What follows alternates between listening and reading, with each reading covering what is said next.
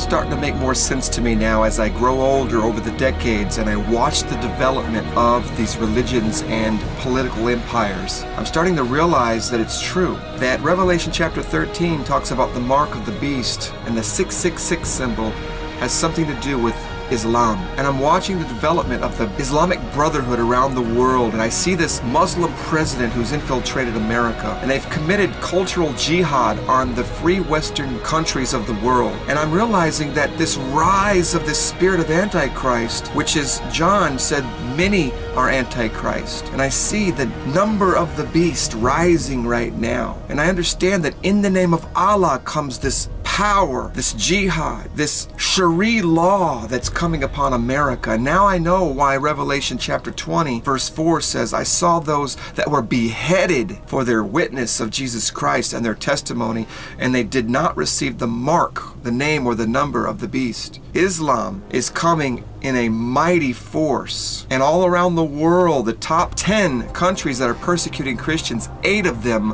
are Islamic. And so we have to be ready to understand that America is turning into an Islamic Sharia law country headed up by a secret Muslim president. And what we need to understand is that we've got to buckle up and endure until the end, because we are going to be going through the fiery trials. And Jesus said, pray to escape the things that are coming. And what's coming? The cowardness, the temptation to fall away, the overwhelming fear of what the world can do to you. Pray that you escape that and stand before the Son of Man with bold faith in the grace of God. We need to be seeking the things of heaven right now, not the things of this world. We need to be seeking strong faith. We need to be seeking courage to endure. We need to be seeking the grace of God to overflow in our lives. We need to be seeking the power to endure, not what my football team and basketball team are doing,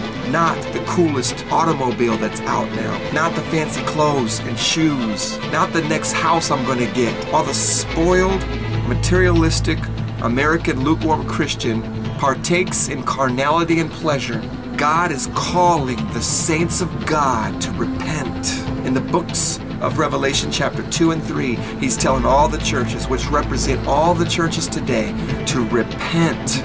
Turn away from those things and clean your gown. Be found spotless and blameless. Do not be caught like a thief in the night. We are children of the day.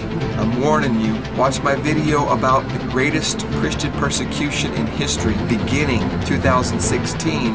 I got some clips that I want to show you. I want you to be aware of this stuff. I want you to meditate, fast, and pray, and live holy. Get that nonsense out of your life. Put down that flesh and pride, and pick up and put on the gown of Jesus Christ. We ain't got no time left to be wasted. What are you going to do when you stand before the Lord and give an account for what you've done in your life? What are you going to do? You better be on your knees now, figuring out what He wants you to do with your life, and you need to be doing it. Do it in Jesus' mighty name. Time is running out.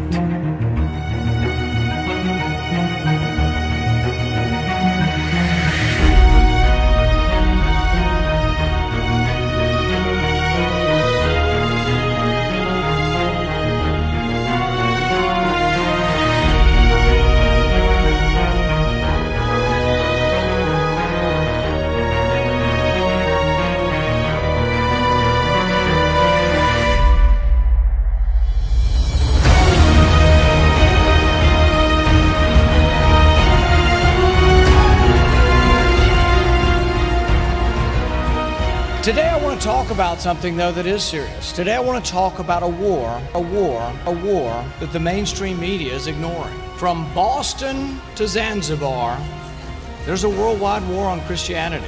There's a worldwide war on Christianity. There's a worldwide war on Christianity. Christians are being attacked around the world, but you won't hear much about it on the evening news because the answer's not convenient.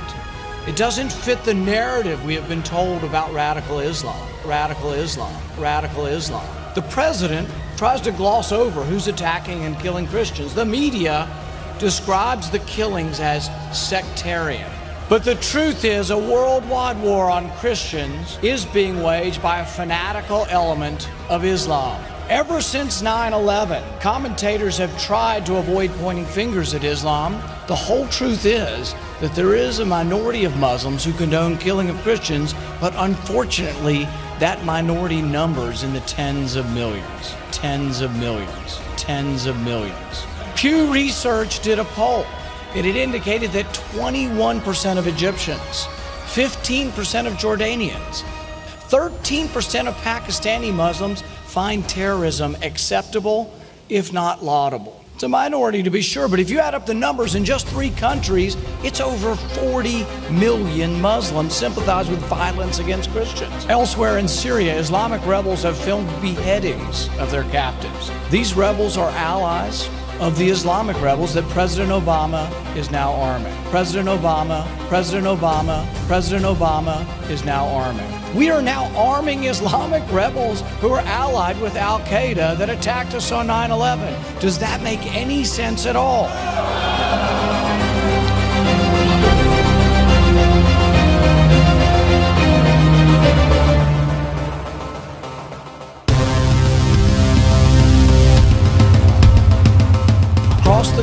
Across the globe, Christians are under attack. Almost as if we lived in the Middle Ages or as if we lived under early pagan Roman rule. This war on Christianity is not just abroad. It came to Boston this year. Came to Boston this year. Came to Boston this year.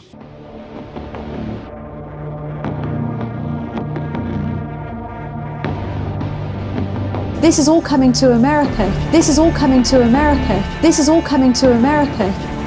Where we once were, we are no longer a Christian nation. We are no longer a Christian nation. We are no longer a Christian nation.